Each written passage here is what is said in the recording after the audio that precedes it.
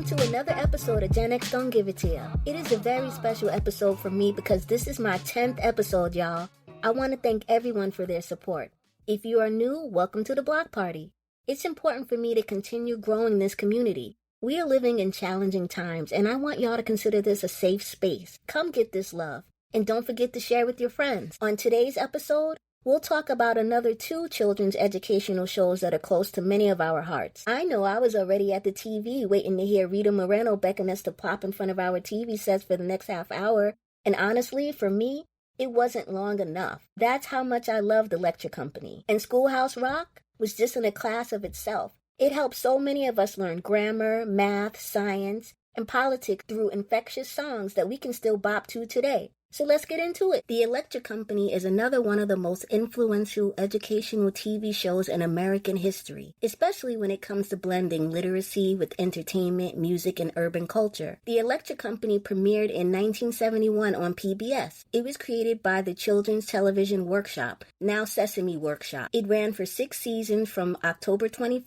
1971 to April 15, 1977. Consisting of 780 episodes. It was created by Joan Gans Cooney, Lloyd Morissette, and Paul Dooley. Joan and Lloyd also created Sesame Street. What a talented visionary team. Unlike Sesame Street, which focused on preschoolers, the Electric Company targeted kids who were learning to read, and it treated them like a slightly older, sharper audience. The cast would include Rita Moreno, who was one of the defining forces behind the Electric Company. Not just a cast member, but a performer who helped shape the show's tone, energy, and cultural reach. Her contribution went far beyond acting. She made literacy feel vibrant, theatrical, and emotionally engaging. That's her at the beginning of the show that goes, "Hey, you guys." By the time Moreno joined the Electric Company, she was already an Academy Award winner for West Side Story, which happens to be on my top favorite movie list. I watched it every year when it came on so I've always loved me some Rita Moreno. She brought credibility and prestige to children's television, helped legitimize educational programming as serious entertainment,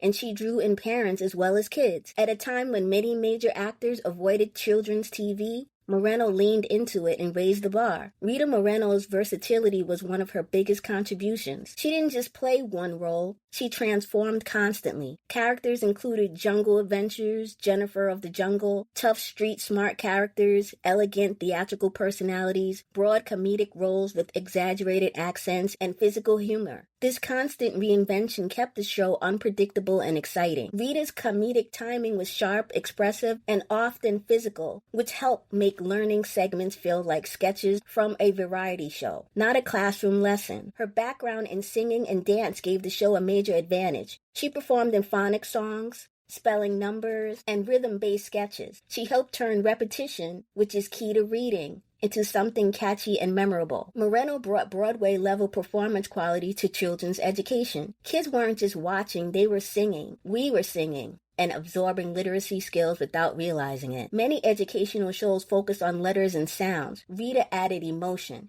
She gave word personality, acted out meaning with facial expressions and tone, while turning vocabulary into storytelling. This helped children connect reading with feeling and imagination, not just memorization. As a Puerto Rican actress, Moreno's presence on national TV in the early 70s was powerful. She is one of the first Latina leads in children's television.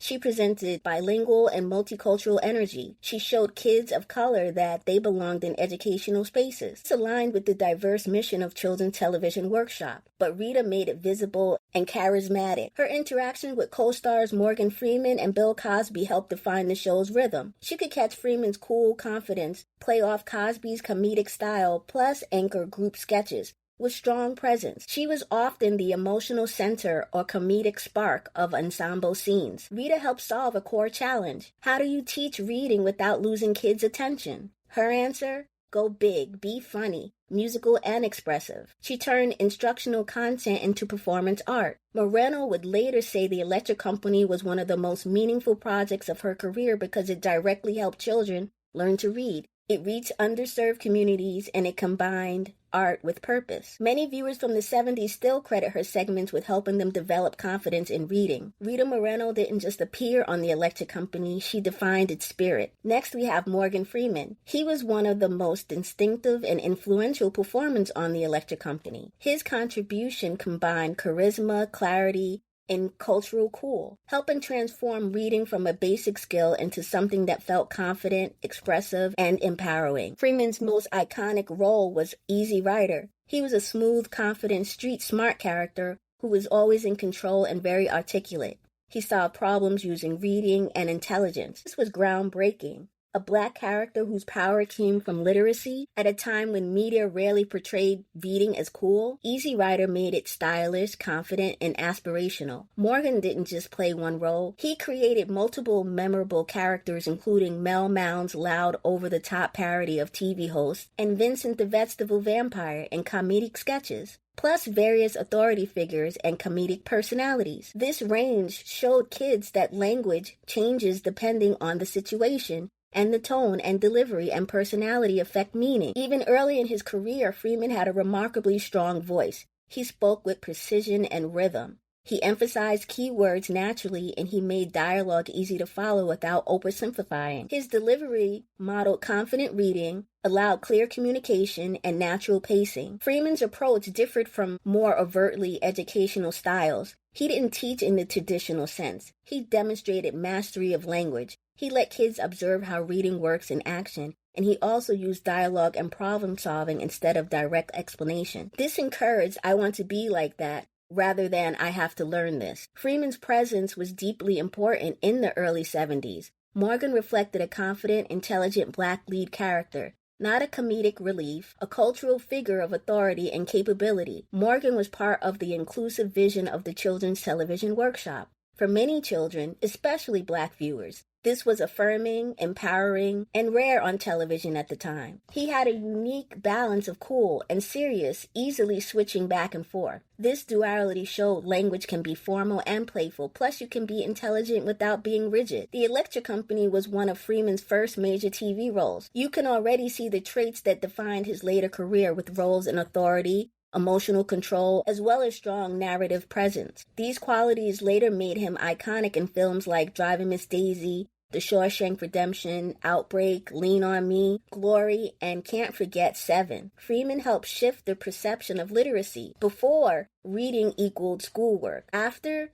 reading equaled power. Reading equals independence. And reading equals confidence. That shift is one of the show's biggest cultural contributions. Morgan Freeman didn't just help kids learn to read, he helped them want to read. Next, Bill Cosby, who played a significant, though stylistically very different role in shaping the Electric Company. His contribution centered on language, play, relatability, and comedic rhythm, helping make reading feel natural, conversational, and even cool to kids who might otherwise struggle with it. This style also made his stand-up comedy so popular. Instead of teaching, he often sounded like someone just talking, which helped kids absorb language organically. He excelled at playing with words, which fit perfectly with the show's literacy goals. He frequently emphasized sounds, syllables, and repetition, used rhythm and pacing to highlight how words work, and he turned simple phrases into memorable patterns. This helped reinforce phonics and comprehension without making it feel like a lesson. His comedy style leaned into exaggeration, timing, and surprise.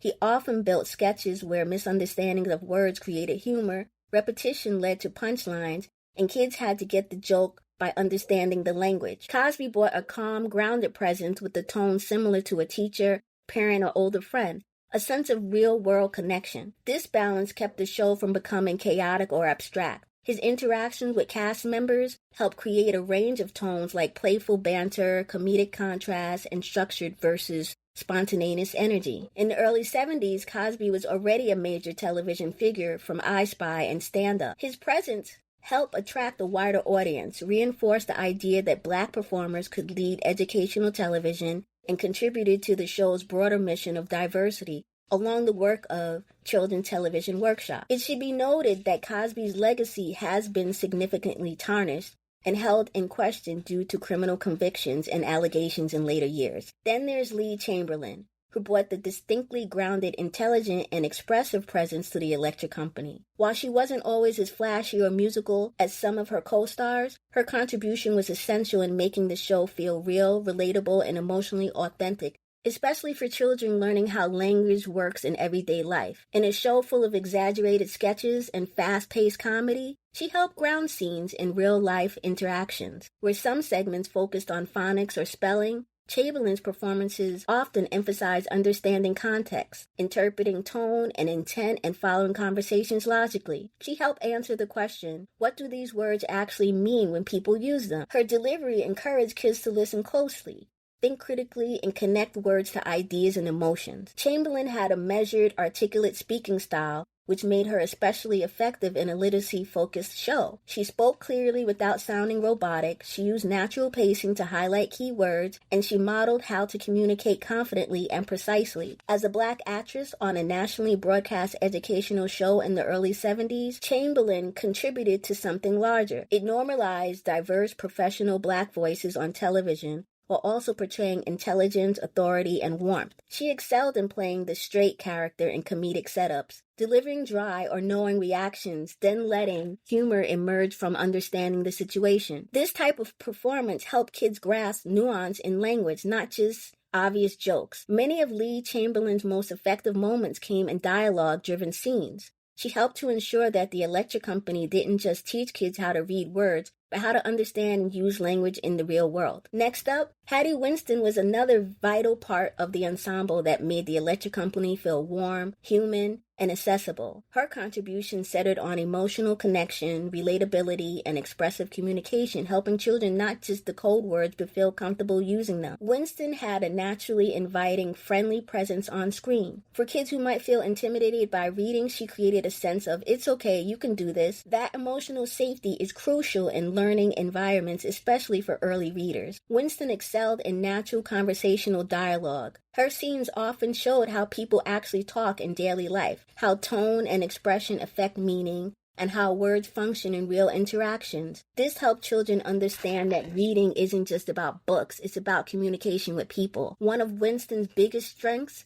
was her facial expressions and voice nuance. She emphasized key words with subtle tone shifts, used reactions to reinforce meaning, and she made abstract concepts feel emotionally clear. Kids could see and hear what words meant, not just read them. Winston's humor tended to be light, situational, and character-driven. She often played off misunderstandings in a natural way, reacted to absurd situations with grounded realism, and she helped kids get the joke through context. This supported comprehension skills, especially understanding nuance and intent. As a Black woman on a nationally broadcast children's show, Winston contributed to meaningful representation. What set her apart was how she represented not as a stereotype or a caricature, but as a fully human, everyday presence and someone kids could recognize from their own lives. Hattie helped strengthen listening skills, context clues, and emotional intelligence in language. She made the show feel like a community, not just a collection of segments.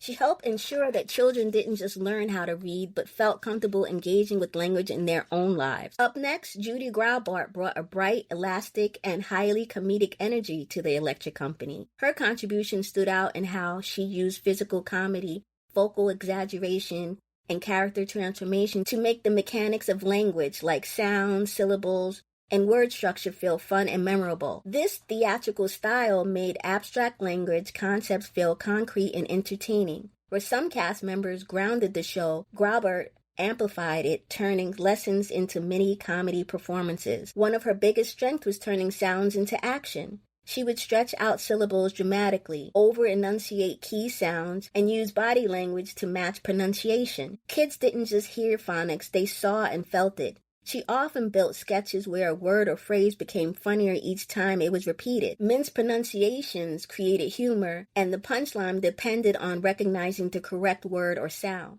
That moment of laughter reinforced the correct reading skill. Her voice was one of her most powerful tools. She could shift pitch and tone quickly, mimic different speech patterns, and highlight subtle differences between similar sounds. This helped children distinguish word endings, vowel changes, and rhythm in speech. Repetition is essential in learning to read, but it can become dull. Judy kept kids engaged while still getting the repetition they needed. Her exaggerated style helped break down intimidation around reading, make mistakes feel okay even when funny, and she encouraged kids to try sounds out loud. She helped create an environment where learning felt playful rather than pressured. Up next, Skip Hinnant brought a sharp, satirical, and character-driven comedic style to their lecture company. His contribution stood out for blending parody, wordplay, and sketch comedy in a way that challenged slightly older kids to think about language, not just recognize it. Hinnant excelled at spoofing familiar genres and characters. He frequently appeared in detective parodies, superhero-style sketches, authority figures like reporters, announcers, officials. These sketches worked because kids had to recognize the type of character,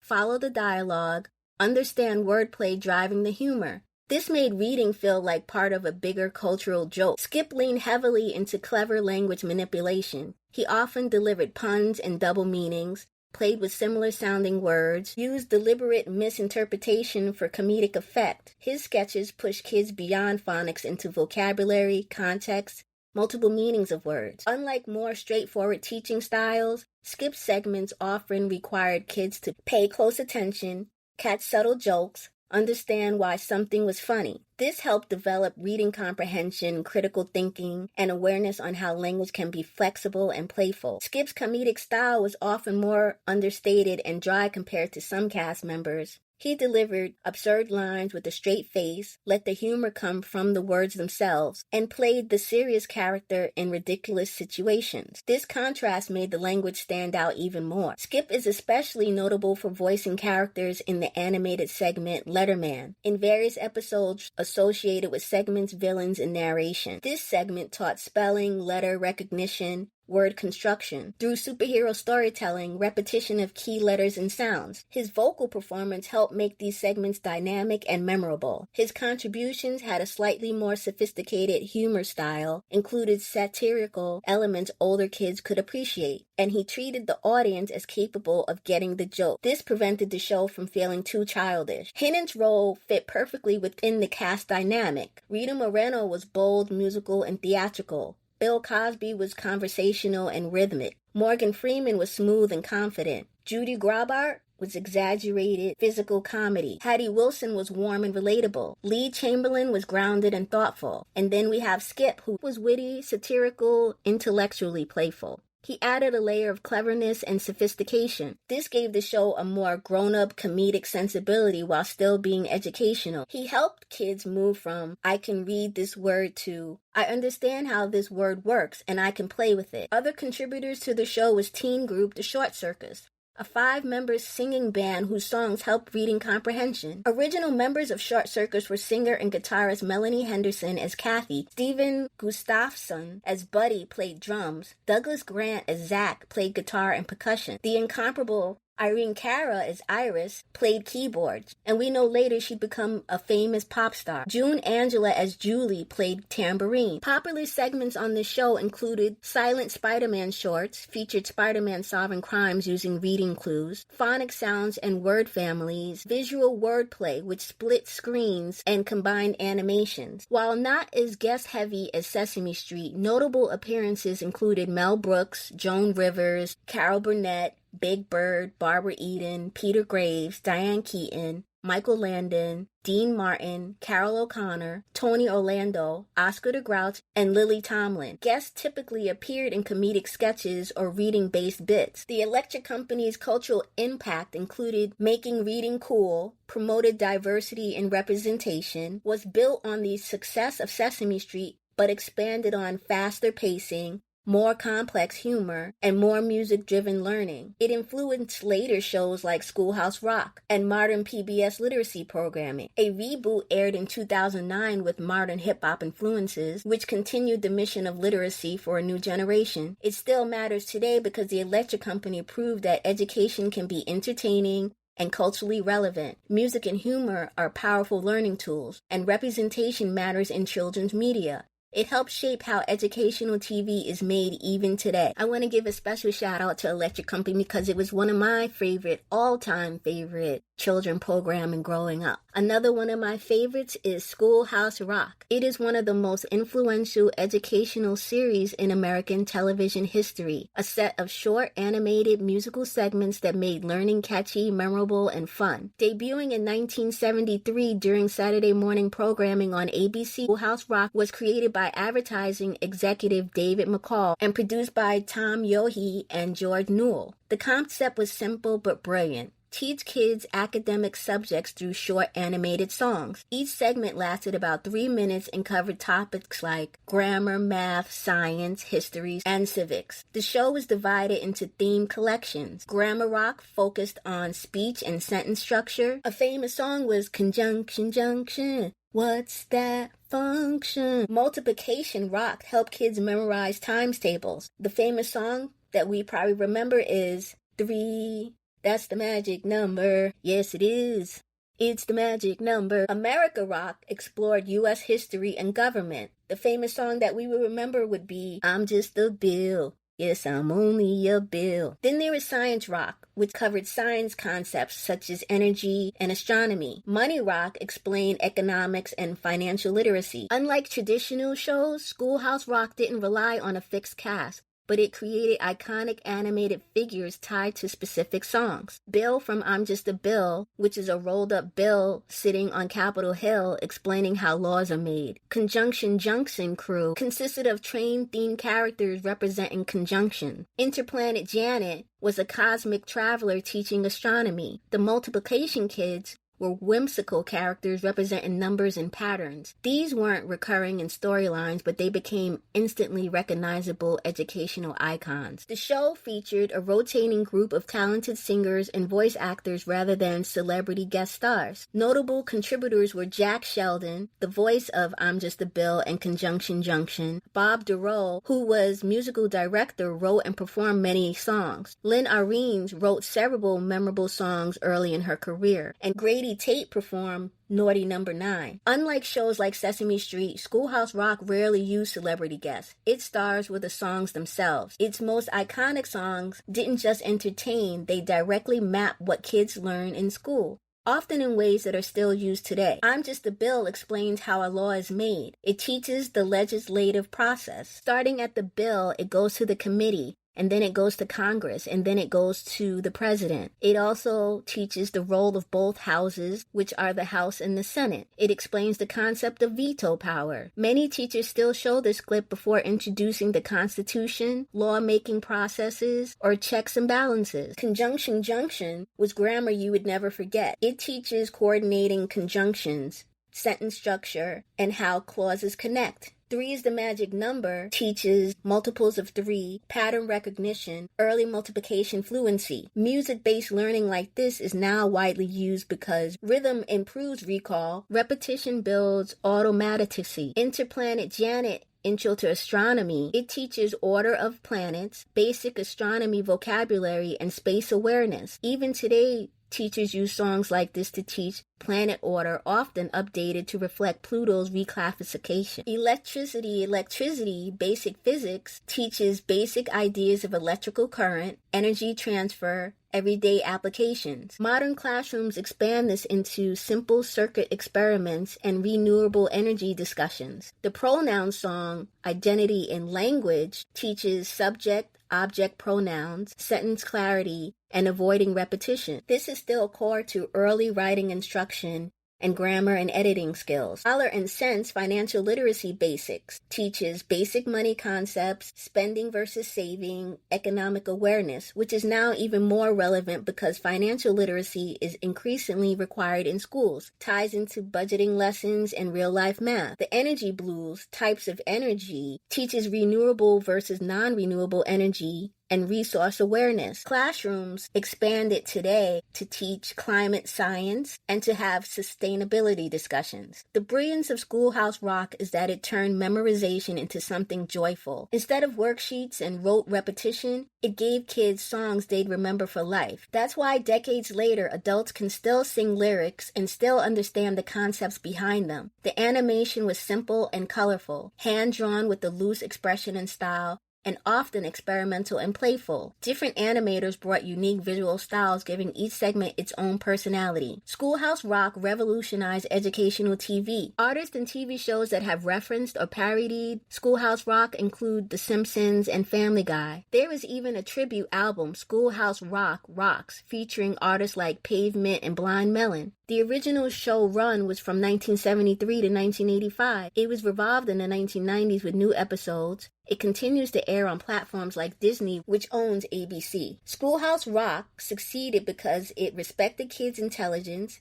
made learning fun, musical, and visual. It also delivered timeless content that still holds up decades later. It didn't just teach facts, it shaped how educational content is created today. Coming up on the next episode of Gen X Gon' Give It To Ya, I reconnect with someone I've known since high school. What I remember most is he always kept us laughing. We reconnected on Facebook, and come to find out, he has an artistic flair that includes writing, acting, and creating songs. When I originally told him about the show, he didn't hesitate to offer to be on.